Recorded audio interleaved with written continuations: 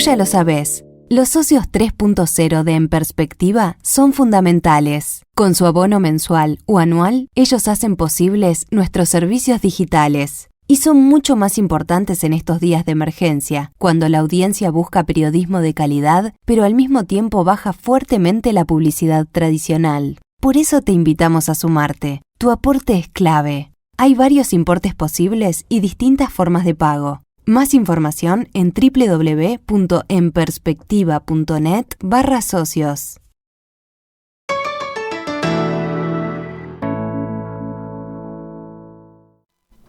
El gobierno comunicó anoche cómo será el reinicio de las clases presenciales en la educación luego de la suspensión resuelta el 13 de marzo debido a la emergencia sanitaria por el nuevo coronavirus.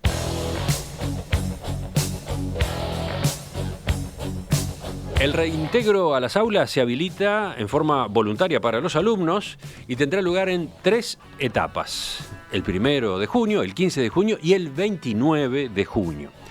Pero además, en cada uno de los escalones se combinará actividad presencial con el aprendizaje a distancia.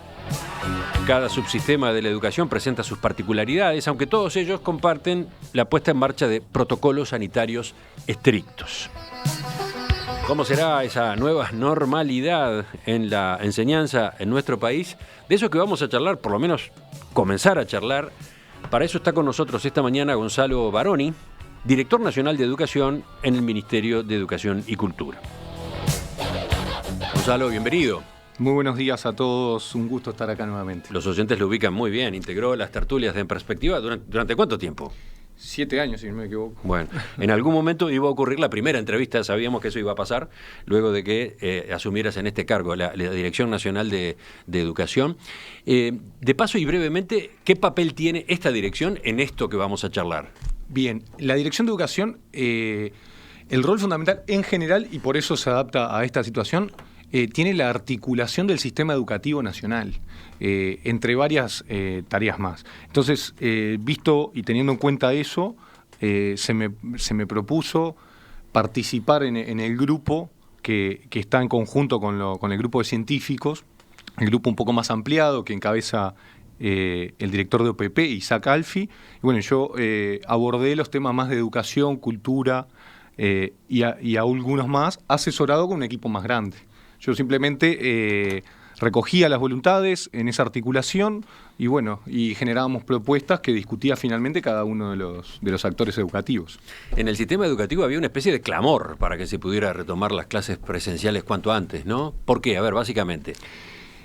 Lo que empezamos a ver, luego de un monitoreo bastante grande, no solo a través de Ceibal, sino en reuniones con distintos actores educativos, era que no todo el mundo le estaba llegando la educación de la misma manera.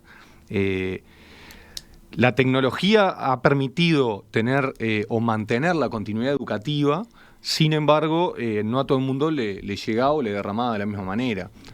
Los quintiles 1 y 2, o sea, el 20 y 40% con menores recursos del país, no estaban teniendo realmente una educación adecuada. ¿Eso dice que era culpa de la tecnología? No, eso ya sucedía y de hecho tanto los informes del INED como informes internacionales e investigaciones lo demostraban. Sin embargo, esto no lo aumenta, pero si se prolongaba mucho en el tiempo podía aumentar las brechas. Entonces, eso no lo podemos permitir. Esa es la cara que justifica o que empuja a la decisión del regreso a las clases presenciales. También está la otra, ¿no? Porque decía más temprano una maestra de Rivera, no saben cuánto estamos trabajando los maestros. Les aseguro que el trabajo es redoblado y los logros que se observan son muy buenos. Las familias están mucho más involucradas en la educación de sus hijos que antes. Claro, en los casos en los que esto anda, en los casos en que funciona, ¿no? Y los que no anda también, porque estamos muy contentos y orgullosos del plantel docente que hay en este país. Hay un compromiso enorme y otra de las razones, como tú bien decías, Emiliano, o sea, otra de las caras es el estrés que tienen los niños y los adolescentes en su casa, porque no es lo mismo, y me imagino que los oyentes les debe haber pasado, que deben haber tenido varias videoconferencias estos días. No es lo mismo tener una hora presencial de una reunión que una hora de videoconferencia. Hay un estrés mayor, un cansancio mayor, aparte no estamos acostumbrados, el modelo educativo El modelo pedagógico uruguayo está basado en la presencialidad, por lo tanto la virtualidad no necesariamente está tan acoplada a nuestro trabajo cotidiano. Y los docentes en particular, que están, insisto, trabajando de una manera enorme, también están teniendo un estrés, porque no solamente tienen que preparar la clase, sino tienen que adaptarse a esto que antes era un porcentaje pequeño de sus tareas habituales, hoy en día pasó a ser la totalidad. Me escribe un amigo y me dice, mi esposa, yo ya sé que hasta la 1 de la mañana no puedo conversar con ella porque entre clase, corrección, seguimiento y después WhatsApp y redes sociales, todo eso se incrementa. Y la presión de los padres y las madres que por WhatsApp, y la tarea y qué manera. Entonces hay un trabajo del equipo docente muy grande. Y bueno, y también habría que agregar en esta combinación a los padres, ¿no? Los padres quieren mucho a sus hijos, los padres probablemente han visto muy productivo el tipo de vínculo que tuvieron con ellos, el apoyo que en estos días de confinamiento han desarrollado a la tarea de sus hijos en relación con la educación, pero todo tiene un límite y además está el problema de los que vuelven a trabajar y con quién dejan a los niños, todo ese cóctel está de por medio, ¿no? Pero aparte... Yo recuerdo la discusión que se había dado cuarentena obligatoria, cuarentena voluntaria. Mucha de esa discusión o muchas de esas posiciones partían de la base del estrato medio de la sociedad o la concepción del estrato medio de que todos vivimos con los suficientes metros cuadrados, con el espacio para estudiar, con las condiciones adecuadas, con la alimentación adecuada y, bueno, el chiquilín desde su casa puede hacer todas las tareas. No, eso, señores, lamento decirles que Uruguay no es Disneylandia, no tiene todos los espacios adecuados, no todas las familias viven en las mejores condiciones y no todo el mundo puede sostener un proceso pedagógico a distancia. Otra pregunta, ¿la decisión se toma para que 2020 no sea un año perdido desde el punto de vista pedagógico? Eso lo ha reiterado tanto el presidente como todas las autoridades de la educación. No va a ser un año perdido. Lo que se plantea del retorno también es... una de las condiciones para volver es saber en dónde está parado el sistema educativo actual. La literatura internacional está mostrando que se necesita una evaluación sistémica, saber qué aprendizajes se obtuvieron en la primera etapa. También hay que tener algo muy presente, que nosotros estamos en el hemisferio sur. Mucha de la bibliografía y de la abundante bibliografía que hay es con perspectiva del hemisferio norte, por lo tanto estaban terminando las clases cuando les apareció esta pandemia. Nosotros al revés, tenemos chiquilines que no llegaron a tener más de un contacto o capaz ningún contacto con sus docentes, por lo tanto hay que hacer una evaluación ya, ver realmente a qué altura está de los aprendizajes y buscar, siempre que las autoridades crean conveniente, las autoridades educativas crean conveniente, una readecuación curricular, porque evidentemente el segundo semestre va a ser desafiante. ¿Cuándo van a saber los niños, los alumnos, qué validez tiene el trabajo que han venido desarrollando? ¿Cuándo va a estar claro eso? No, validez tienen. De hecho, tuve consulta de distintas instituciones privadas porque querían saber, por ejemplo, si la ANEP les iba a validar las horas que estaban impartiendo y demás. Lo mismo sucede en otros niveles, por ejemplo, las universidades y demás que tienen un proceso de supervisión e inspección que necesitan saber y tener certezas de, bueno, yo les di hasta este momento determinadas horas virtuales. ¿Esto vale? ¿Esto se cuenta como clase?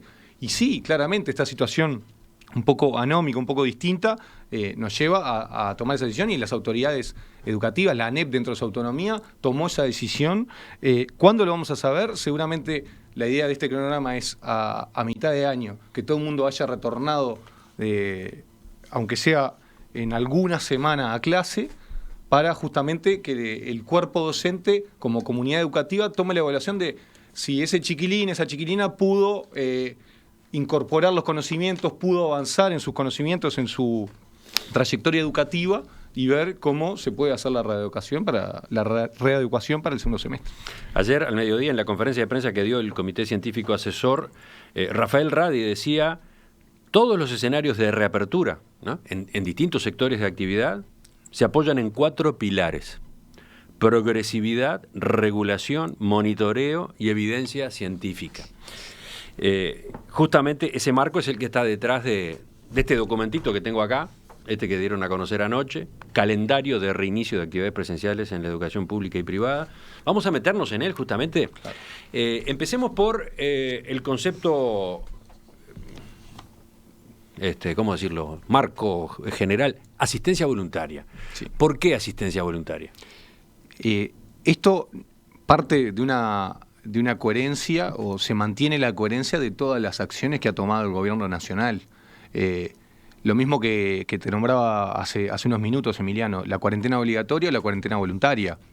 Acá se apeló a la libertad responsable de las personas, y de esta misma manera lo que se va a hacer es el gobierno nacional, en conjunto con los científicos y las distintas autoridades educativas, lo que hicieron fue como que levantar la llave general, decir, bueno, estamos aptos o el sistema educativo está apto para retornar. Sin embargo, más allá de que cada uno de los consejos en ANEP y cada uno de las comunidades educativas va a tomar la decisión final de si ellos mismos están aptos, porque se imaginarán que hay multiplicidad de realidades, centros educativos que tienen algunos problemas edilicios, otros que de pronto los docentes son mayores de edad o que tienen afecciones de algún tipo que los inhibe de dar clase. Entonces, después de esas decisiones, lo que va a pasar es, bueno, la familia, ¿quiere volver o no quiere volver? Esto lo vimos en las escuelas rurales.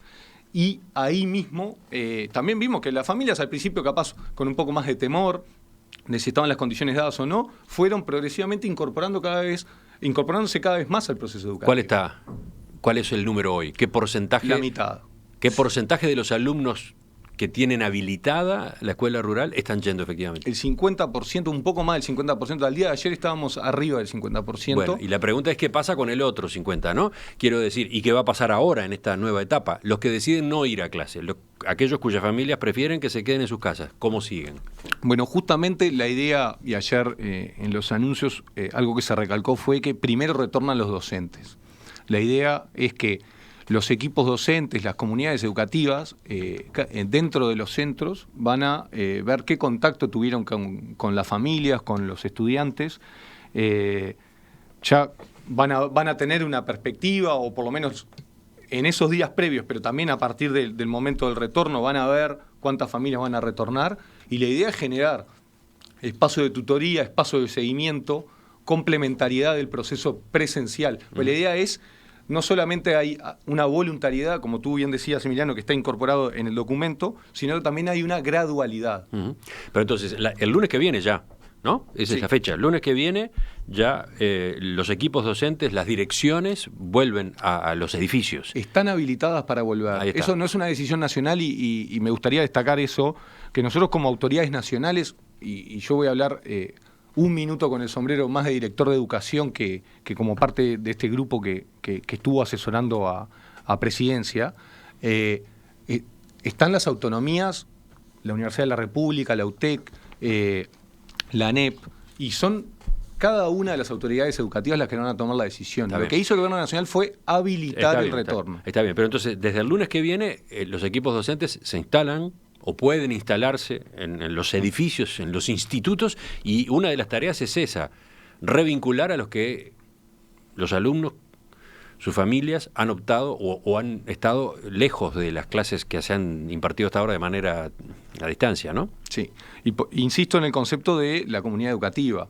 Así como hemos hablado que muchos docentes están en contacto constante y tienen horas y horas interminables extras de ese trabajo, bueno, ahora se va a combinar con la presencialidad que van a tener, estimamos nosotros por cómo se comportaron las familias con respecto a las escuelas rurales, una presencialidad bastante alta y otra porción de estudiantes que van a tener que hacer un seguimiento, unas tutorías y ver cómo los van a poder de a poco ir incorporando. Por eso también la gradualidad, pasar de un 100% de la virtualidad a un porcentaje cada vez mayor de presencialidad.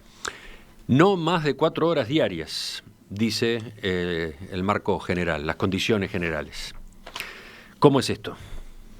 Bueno, ayer Rafael Radi, uno de los que llevó la voz cantante, explicaba que el tiempo de exposición es algo que científicamente está comprobado, que es lo que más puede llegar a complicar a la hora del contagio. Yo lo estoy diciendo en lenguaje un poco más vulgar, así que me disculpen los oyentes que pueden llegar a ser más científicos.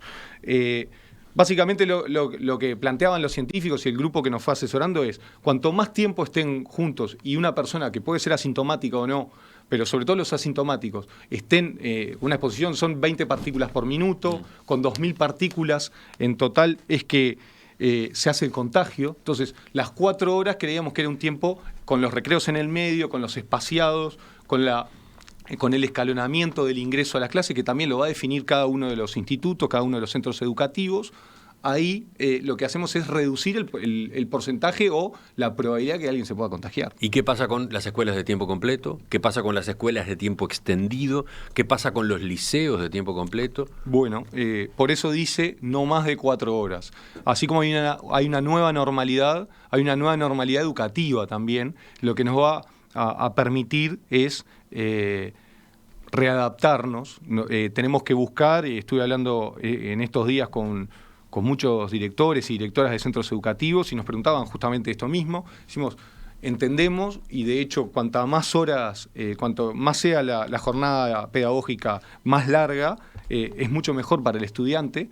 Sin embargo, creemos que en esta etapa que todavía es tiene muchas incertidumbres, porque se imaginarán que en el mundo entero no se sabe bien cómo se comporta este virus, la jornada se va a cortar y por lo tanto va a haber una readaptación también del calendario en general. ¿Qué pasa con los comedores? Bueno, los comedores, la idea es que se mantenga y que se sostenga la alimentación. De hecho, nunca se interrumpió para las familias que se inscribieron. El otro día hablábamos con el presidente del CODICEN, Robert Silva, y nos comentaba que estaban por arriba de las 60.000 viandas que están integrando. O sea, las familias lo que hacen es concurren a la puerta del centro educativo y se lo retiran. La idea es tener un proceso similar, pero eso lo está evaluando, insisto, la ANEP, y se van a hacer recomendaciones también a los institutos privados, que hay muchos de ellos que también otorgan alimentación. La idea es no cortarlo, buscar, insisto, el menor intercambio posible dentro del aula. ¿Y qué va a pasar, por ejemplo, con las clases de educación física? Sí, bueno, hay que buscar ejercicios. El oyente que sea profesor de educación física sabrá que hay muchos ejercicios que no son de contacto, que no tienen ningún tipo de actividad de ese tipo. Pero está previsto que haya. Insisto, eso lo van a tener que definir las autoridades. Acuérdense que también es una grilla bastante larga. Por ejemplo, el caso de los liceos, el caso de la secundaria, tiene muchas materias. Entonces, lo que va a pasar, si un centro educativo toma la decisión de volver alguno de los días, depende de qué día, no necesariamente le va a tocar todas las materias. Acá lo importante es que haya un retorno, que haya un vínculo nuevamente con el centro educativo. Acuérdense que Uruguay es un país con mucha desvinculación del sistema, que no todo el mundo culmina la enseñanza secundaria, la enseñanza media, por lo tanto necesitamos que el estudiante retorne. Después, bueno, insistimos, va a haber una readecuación curricular que lo discutirán las autoridades, pero lo importante es que retornen al centro educativo. ¿Pero los alumnos van a ir todos los días? No necesariamente. ¿Cómo es eso? Sí, bueno, eso la comunidad educativa va a tomar la decisión en el centro educativo y va a haber. Nosotros... Por ejemplo, un grupo de 30 alumnos, ¿funciona? ¿O tiene que repartirse en 2 de 15? 15 van un día, 15 el otro. ¿Cómo se va a hacer en ese sentido? Nosotros no quisimos, así como insistimos con las familias con el tema de la voluntariedad y le damos ciertas libertades a la toma de decisiones, lo mismo va a suceder con los centros educativos.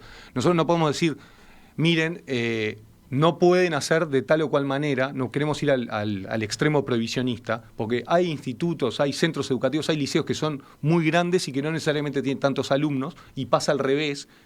Institutos, centros educativos que son muy pequeños y tienen muchos alumnos. Entonces, lo que va a hacer el equipo de dirección en conjunto con los docentes va a tomar la decisión de los tamaños. Eso también lo están evaluando las autoridades educativas, la ANEP dentro del marco de su autonomía, pero también las distintas instituciones privadas que están evaluando. Bueno, yo tengo muchos salones, tengo suficiente espacio para que de pronto intercalen los días, tener un día de limpieza, tener determinado distanciamiento, los recreos. No todos los lugares son muy parecidos, son más de 2.600 escuelas. O sea, va a haber flexibilidad en ese sentido. Hay criterios generales y después hay que aterrizarlos en cada edificio, en cada institución, digamos, ¿no? ¿Y qué pasa con eso de que se va a combinar clase presencial con teleeducación? Sí, bueno, lo que decía muy claramente el presidente del CODICEN ayer, hay un concepto también importante ahí que es la contextualización. Si tú te referís al porcentaje, eso también, la idea es, nosotros vamos a tener unas vacaciones de julio, dentro de muy poco, que la gente consultaba y sobre todo algunos periodistas consultaban qué va a pasar con las vacaciones de julio. Es una decisión que se va a ir tomando porque así como cada una de las decisiones del gobierno fue paso corto, evaluación y paso corto, esto también es así. Por eso también es en etapas. No es que todo el mundo vuelve el primer día, no es que todos los niveles vuelven a la misma vez. Por lo tanto, lo que se va a hacer es, se va a ir progresivamente viendo los que primero arrancaron o que van a arrancar son los que tienen una vulnerabilidad mayor, y eso va a permitir, tampoco es un tamaño tan grande, nos va a permitir ver el rumbo que está tomando el sistema educativo. Pero, por ejemplo, mi pregunta es, en el caso de una escuela de tiempo completo, en la medida que los alumnos no van a tener clases todo el día, que el máximo va a ser 4 horas. Sí. Lo que no van a tener en la tarde, ¿lo van a tener a distancia? Por ejemplo, ¿puede ser esa la variante? O sea, que el alumno que va físicamente a la escuela igual tiene después una actividad a distancia.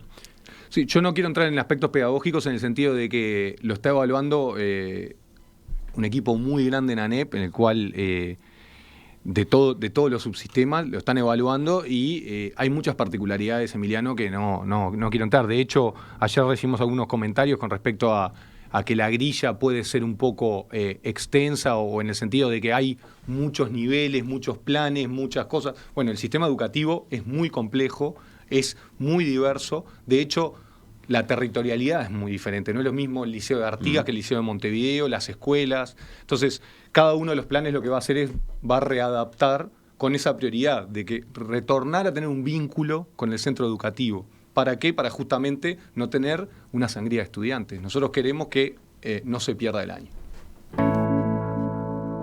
Enseguida retomamos la entrevista con Gonzalo Baroni, director nacional de Educación en el Ministerio de Educación y Cultura, repasando cómo es este calendario de reinicio de actividades presenciales en la educación pública y privada que se presentó anoche. Las clases presenciales serán retomadas con asistencia voluntaria de los alumnos en 3 etapas, entre el 1 de junio y el 29 de ese mes. El anuncio se hizo anoche. Ese es el tema de la entrevista central hoy en Perspectiva. Estamos con Gonzalo Baroni, director nacional de Educación en el Ministerio de Educación y Cultura. Una aclaración antes de seguir. Decíamos, los oyentes te conocen, Gonzalo, porque integraste las tertulias, y capaz que justamente de las tertulias recuerdan tu formación como economista, ¿no? Licenciado en Economía, egresado de la Universidad de la República.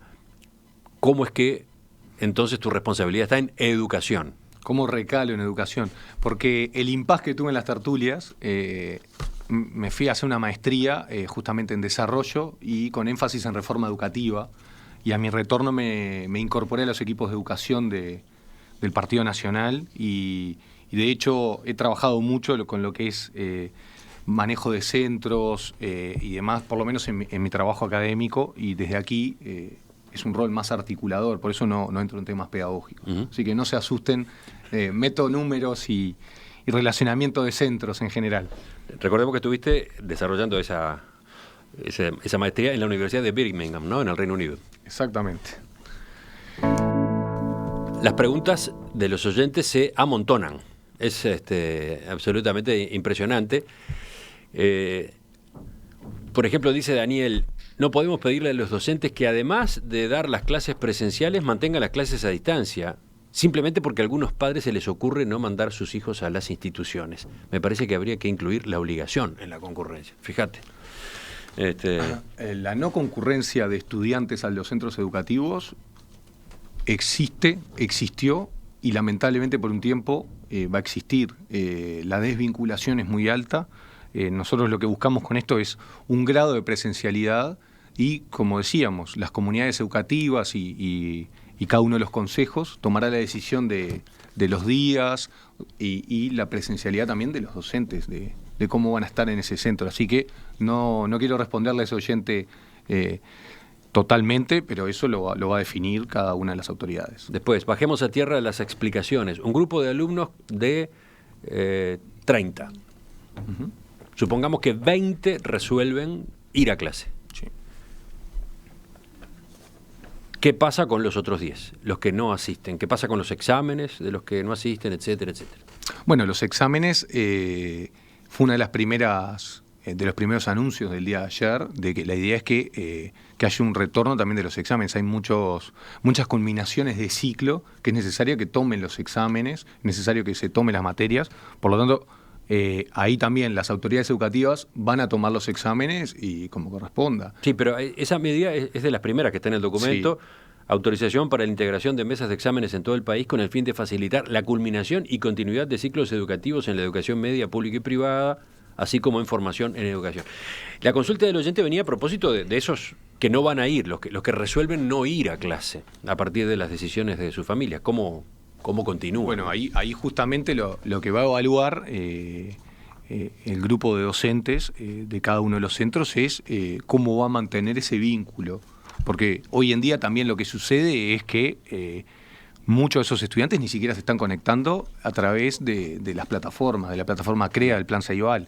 Por lo tanto, hay de todo un poco, hay una diversidad muy grande, hay centros educativos en distintas partes del país que tienen una conexión muy alta, hay gente que realmente no ha tenido ningún tipo de vinculación y hay otros que siguen todos los días y me dice, están trabajando más que nunca. Lo que hay que ver es que justamente cuando se empieza a discutir la readaptación curricular y ver cómo reincorporar a esa gente, de qué manera va a suceder. Pero acá hay que insistir que la prioridad es la salud y si las familias no creen conveniente que deban retornar, no deberán retornar y mantendrán otro tipo de educación que se la va a proveer el centro educativo y cada uno de los sistemas que integra. Vayamos al cronograma, que es bastante complejo, ¿no? Son 3 etapas, pero en cada una de ellas hay distintos ítems. Primera etapa, 1 de junio. Se extiende el reinicio de la educación rural presencial a todo el país y a todas las modalidades, incluyendo las de educación media.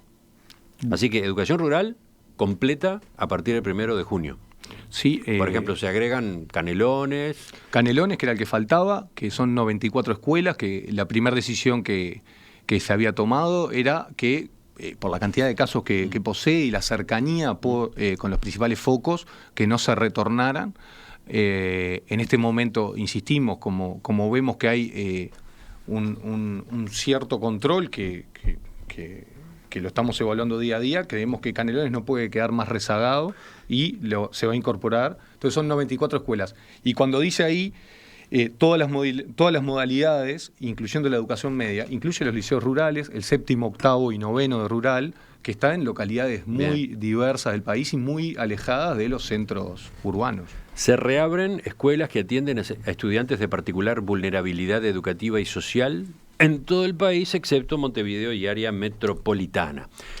Se habilita la apertura de las escuelas de educación especial en todo el país, lo que será instrumentado paulatinamente atendiendo a las características de cada centro. Y, por último, se reabre el último año de educación media superior, bachillerato de secundaria y de UTU, excepto Montevideo y área metropolitana. ¿Por qué se va a este extremo? ¿Por qué se agrega a este extremo?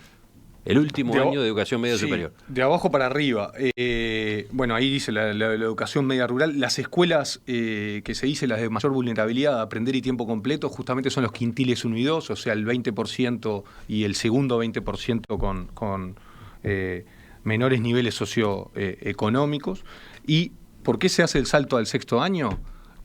Porque una de las principales razones, y que lo hablamos con distintos expertos de la educación, es que tampoco hay reenganche. O sea, si este año un estudiante de 4º, de 5º, capaz le falta alguna vamos a llamarlo en lenguaje un poco más claro, alguna bolilla o le faltó reafirmar alguno de los conocimientos, va a seguir dentro del sistema o se pretende que siga dentro del sistema con los siguientes años y que pueda reincorporar alguno de los conocimientos. El que está en 6º año está saliendo del sistema y probablemente o se vaya a trabajar o continúe la educación en otro nivel. Entonces, por lo tanto, cuanto antes vuelva, mejor para poder reafirmar y saber dónde está parado. De todos modos, quedan afuera el 1 de junio Montevideo y área metropolitana. Exactamente. ¿Y eso por qué? Porque la peculiaridad sanitaria. La respuesta, pero a ver. No, es una peculiaridad sanitaria. Es además de que son los espacios y los centros educativos más masivos, también son los que están más cercanos a los potenciales focos y donde el distanciamiento físico sostenido es más difícil. Bien. Así que es la principal razón. Vayamos a la segunda etapa de habilitación, que es el 15 de junio. De nuevo, son varios ítems. Se habilita la apertura de los centros de primera infancia y educación inicial en todo el país. Sí. Esto incluye centros CAIF, centros de educación inicial de ANEP y también centros privados de primera infancia. Así que ahí tenemos una novedad muy importante, ¿no? Los más chiquitos. Los más chiquitos, sí. Eso fue bastante discutido.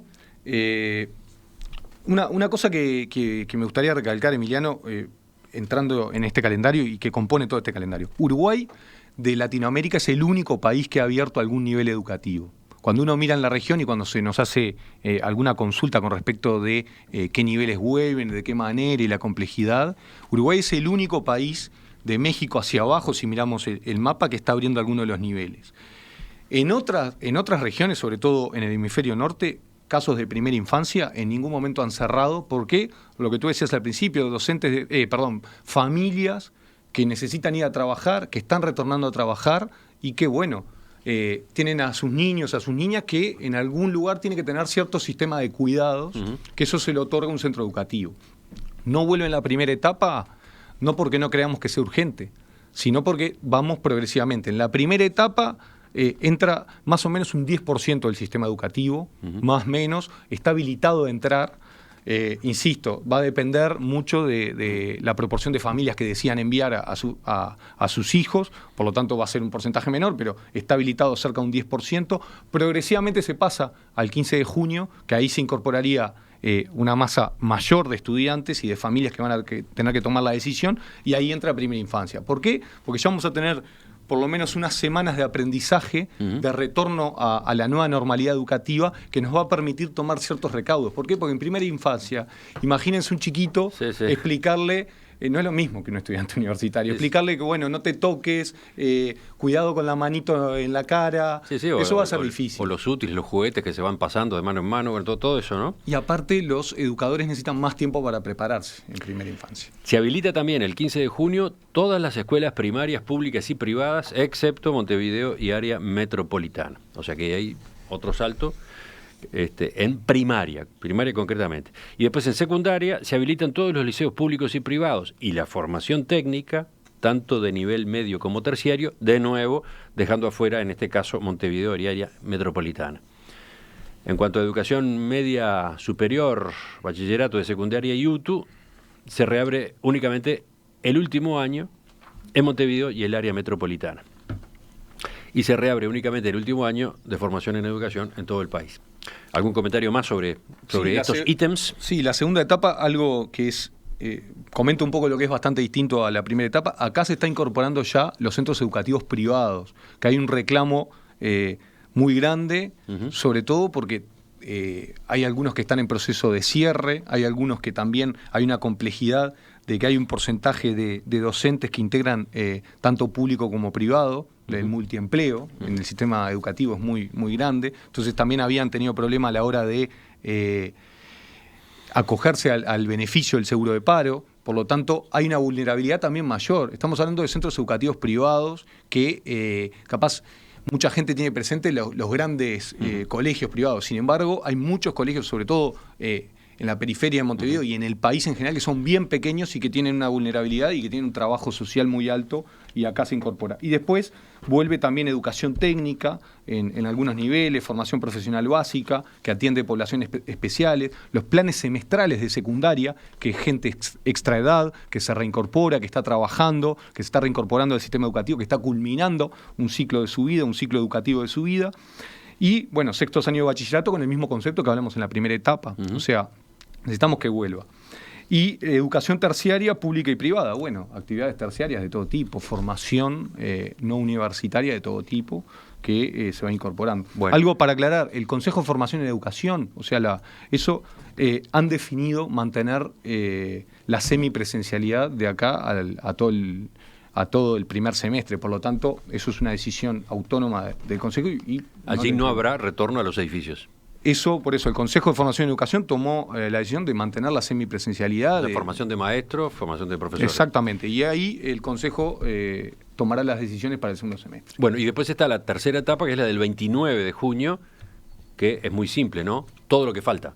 Todo lo que falta. Ahí vuelve todo lo que falta. Sí, y para más de 30 días para adelante, o sea, estamos a 20 y poco de mayo, o sea, más de un mes. Allí, por ejemplo, se incorporan escuelas públicas y privadas de Montevideo y el área metropolitana, ¿no? Y bueno, disposiciones similares. El mismo Para concepto. educación media, ciclo básico general y tecnológico UTU, tanto público como privado, en Montevideo y el área metropolitana, etcétera, etcétera, ¿no? El mismo concepto. También necesitamos acumular aprendizaje como sistema, como gobierno y como autoridades educativas. Por eso también lo más masivo, lo que requiere una mayor especificidad por la cantidad de alumnos y por los espacios que se ubican, en particular el área metropolitana y Montevideo, le damos más tiempo para que justamente los centros educativos y las comunidades educativas en general tomen las decisiones pertinentes. Y algo que también me gustaría aclarar de todo esto, ante los comentarios en general, Emiliano, en el corte me decías, algunos oyentes que mandaban, es un poco complicado el calendario. Sí, es complejo. Sí, es complejo Retenerlo como... así de primera es complejo. No, pero es complejo si uno lo lee todo, pero en realidad, si uno se pone a pensar si es estudiante o padre de uno de los estudiantes de estos sistemas, va a ir a buscar directamente el plan que le corresponde. Es mucho para todos, pero en realidad es justamente lo que necesita el que integra, por ejemplo, el plan 2016. Yo lo tengo que incorporar exactamente acá, porque si no, esa persona no va a saber si le toca o si no le toca. Entonces, capaz, es un montón de información para mucha gente, pero sin embargo es muy importante para esos pocos o muchos alumnos que los tomamos en igualdad de condiciones a la hora del retorno. A propósito de la información que estamos recogiendo y divulgando de este documento, justo llega esta pregunta en este momento, es la última, Nibia. ¿Qué localidades abarca el área metropolitana? Porque hablamos a cada rato de área metropolitana. Perfectamente. Bueno, voy al texto y dice, abarca Las Piedras, Progreso, La Paz, Joaquín Suárez, Toledo, Pando, Barros Blancos, Empalme Olmos, Ciudad de la Costa y Franja Costera de Canelones. Exactamente. Por eso se quiso, fue una propuesta de ANEP, se quiso individualizar y no dejar solo todo Canelones. Canelones es uno de los departamentos más diversos que tiene todo tipo de presencialidad. Entonces no queríamos dejar solo Canelones y ANEP tomó una muy buena decisión que fue discriminar en particular qué localidades eran. Así que Nibia son esas localidades, si no estás incluida en esas localidades no te toca tomar decisión. Sí, hay confusión porque hay quienes entienden que es Ciudad del Plata, en ese caso San José, formaría parte del área metropolitana. No en esta definición que se está usando a estos efectos, ¿no? Exactamente. No está incluida ahí.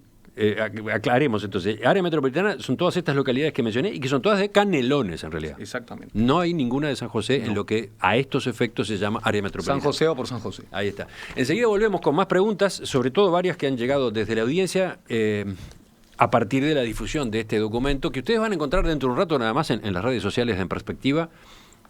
Está completo, está disponible. Entramos en la tercera y última parte de la entrevista con Gonzalo Baroni, director nacional de Educación en el Ministerio de Educación y Cultura. Una entrevista en la que estamos tratando de consultarlo sobre la infinidad de preguntas que hay. No vamos a poder plantear todas a propósito de este regreso a clases presenciales que se anunció anoche. Sí, hay que seguir. Esta entrevista deberíamos dejarla abierta en alguna red social. Gonzalo Baroni toda la mañana contestando. Instagram Live. Sí. Vayamos a vacaciones. ¿Qué pasa en este contexto nuevo con vacaciones, las de invierno y las de primavera? Ayer ya se aclaró que, pese a la opinión que tenía el presidente de la República, habrá vacaciones de invierno, pero una sola semana desde el 7 de julio, ¿no? Exactamente. Sí, eso... la ANEP tomó esa decisión, nos parece razonable, pero hay que aclarar, porque tampoco es que sean vacaciones, es como que un parate administrativo también, tengamos presente, es un corte de mitad de año, donde hay muchos exámenes, donde justamente se corta el calendario académico a la mitad, la semestralización de muchos de los programas, ese es su punto final, por lo tanto nos parecía conveniente mantenerlo, pero además recordemos el origen, o por lo menos...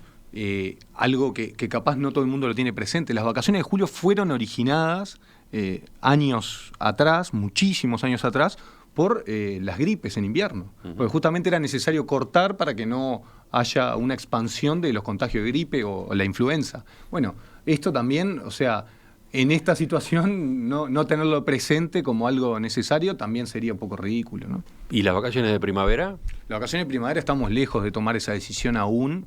Va a incluirse dentro de cuando el sistema educativo se autoevalúe y vea a qué nivel está, ahí tomará la decisión si es necesaria las vacaciones de septiembre. Fecha de finalización de cursos, fecha de inicio del año lectivo 2021. Nosotros como equipo educativo hicimos algunas sugerencias. Evidentemente, insisto, el concepto de readecuación curricular, o sea, readecuar la currícula, pero también el calendario académico va a ser importante. Lo que tú decías, Emiliano, las vacaciones de septiembre, el momento de finalización, capaz hay que ver si es necesaria alguna semana más, alguna semana menos, ahí ya estamos con un calor, ya va a estar más avanzado el conocimiento sobre esta propagación del virus, y también eso nos va a permitir ver cómo encaramos el 2021 y ver si es necesario comenzar como siempre, si es necesario reforzar, si todos los conocimientos que eran mínimos necesarios para avanzar son suficientes. Por eso ayer el presidente insistió mucho en el tema de que nosotros no vamos a bajar la vara y la idea no es facilitar el pasado de año o que la gente siga avanzando. El año no lo vamos a dar por perdido, pero vamos a poner todo lo paliativo y todo lo que compone extra necesario para que el estudiante tenga un nivel adecuado para seguir su trayectoria educativa. ¿Y qué pasa con la educación universitaria? Ayer el propio rector de la Universidad de la República, Rodrigo Arim, dijo que a ese nivel las clases presenciales no volverán hasta después del invierno. Ayer no figuró este asunto en la conferencia de prensa. No, nosotros tenemos una conversación muy constante con el rector de la Universidad de la República, que dentro de su autonomía, el Consejo Directivo Central tomó la decisión de mantener, de hecho fueron los primeros que tomaron la decisión de interrumpir las clases y ya habían dicho que no volvían en el primer semestre. Ahora lo que hace es reafirmar lo que ya había dicho, a pesar de las recomendaciones o por lo menos los comentarios del gobierno. Nosotros estamos en contacto también con las universidades privadas, el Consejo de Rectores de Universidades Privadas, los cuales ya han manifestado algún interés de algunos retornos paulatinos, laboratorios, talleres de práctica y demás. ¿Puede haber entonces diferencias entre la Universidad de la República y las universidades privadas? No, no es que haya diferencias, es que son distintas gobernanzas. Nosotros como gobierno, lo mismo que con la ANEP, nosotros podemos habilitar y decir, bueno, si quieren pueden volver, pero dentro del marco de su autonomía toman la decisión. Lo que tienen que evaluar la Universidad de la República, y esto lo digo como egresado de la Universidad de la República, es si las herramientas que están llevando adelante son las adecuadas para ver si los estudiantes pueden seguir avanzando. Estimo que lo han evaluado y tomaron esa decisión. Las universidades privadas están tomando otras decisiones, los institutos universitarios van a seguir avanzando, están tomando algunos parciales, algunas revisiones, algunos exámenes en este momento de manera online. Entiendo y tengo muy presente que un semestre no hace la vida entera de un cursado académico de 4, 5 o más años, o inclusive de menos, pero harán una readecuación curricular y verán cómo incorporarse. En cuanto al protocolo sanitario, hay evidentemente una cantidad de preguntas, no son para el director nacional de educación, pero claro, hay una que se repite y sobre la cual capaz que algún minuto podemos entonces dedicar. Tapabocas. Sí. En esta etapa que se inicia ahora, en este proceso que arranca el 1 de junio, escuelas, liceos, UTU, ¿se va a obligar al uso del tapabocas de profesores, de alumnos? ¿Cómo es eso? Bueno, una de las conversaciones, hay que aclarar que los protocolos fueron conversados con los sindicatos de la enseñanza. En particular el día martes se reunieron las autoridades de la ANEP con los sindicatos de la enseñanza y firmaron un protocolo. Nosotros hemos conversado largo y tendido con el grupo, en particular el grupo de pediatras que asesora al grupo de científicos. No está totalmente determinado que en el proceso educativo el tapaboca pueda colaborar o no. De hecho, bueno, por eso estoy haciendo esa pregunta puntualmente del protocolo sanitario y dejo afuera otras. Porque parece bastante claro que el tapabocas altera la comunicación docente-alumno. Y por supuesto altera la comunicación alumno-alumno. Pero si de lo que se trata acá es del retorno a las clases presenciales, imaginar que esas clases presenciales se desarrollen entre personas con tapaboca chirría mucho, ¿no? Entonces, ¿cómo es? Bueno, el protocolo sanitario lo que indica es justamente el uso de tapabocas. Sin embargo, entendemos que hay una discusión. De hecho, El otro día hablábamos con expertos en primera infancia que decían que no sabemos si a un niño realmente le hace bien por el tema de que está aprendiendo a respirar, los ritmos respiratorios y demás, si con poquitos años puede tener el tapabocas puesto todo el día. De hecho, no es recomendable. Bueno, entonces, ahí lo que se va a tener que tomar es la decisión. El educador siempre va a tener que tener alguna forma de protección, que ahí lo evaluarán, si es el tapabocas. Ustedes han visto también en otras situaciones las máscaras y los protectores, esos transparentes que son un poco, yo estoy haciendo con las manos como que me estuvieran filmando, pero algunos sí me están viendo, pero esos transparentes que son como una pantalla, ahí lo tendrán que evaluar para que puedan, porque justamente lo que tú decías, Emiliano, el contacto visual, la comunicación corporal es mucho más fuerte que lo que se termina diciendo muchas veces. Entonces, es importante que se tenga en cuenta si en el proceso educativo es válido. Pero, insisto, finalmente capaz es una consulta más adecuada para salud pública y los protocolos sanitarios que acordaron con los sindicatos. Lo último, algo quedó dicho justo a propósito de cómo se trabajó con sindicatos, pero después de los anuncios de anoche, la secretaria general de la Federación Uruguaya de Magisterio, sindicato que también abarca a los trabajadores de educación primaria, Elvia Pereira, dijo que ellos no estaban al tanto del calendario y que se enteraron de los detalles por la conferencia de prensa. ¿Qué quiere decir esto? ¿Qué implica en cuanto a cómo va a andar esto? Yo leí algunas notas ayer de noche. Recordemos que es una conferencia que terminó un poco tarde, cercano a las 10 de la noche, 9:30 pasadas.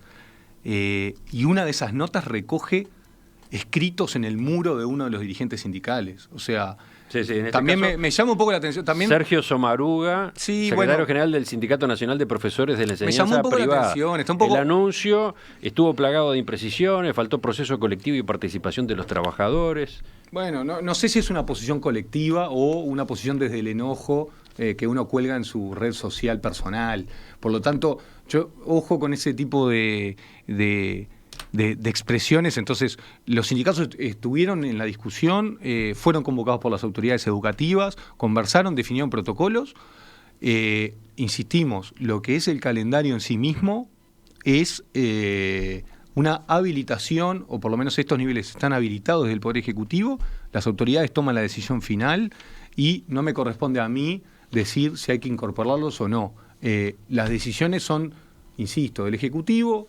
Las consultas finales y la decisión final lo va a tomar la autoridad educativa, y si los sindicatos se sintieron parte en el protocolo sanitario, que es lo que le corresponde directamente a los trabajadores, porque es su función como trabajadores lo que tienen que decidir, estuvieron presentes. En cuanto al calendario, es algo más ejecutivo y que las autoridades educativas finalmente toman la decisión. Gonzalo Baroni, director nacional de Educación en el Ministerio de Educación y Cultura, gracias por acompañarnos esta mañana.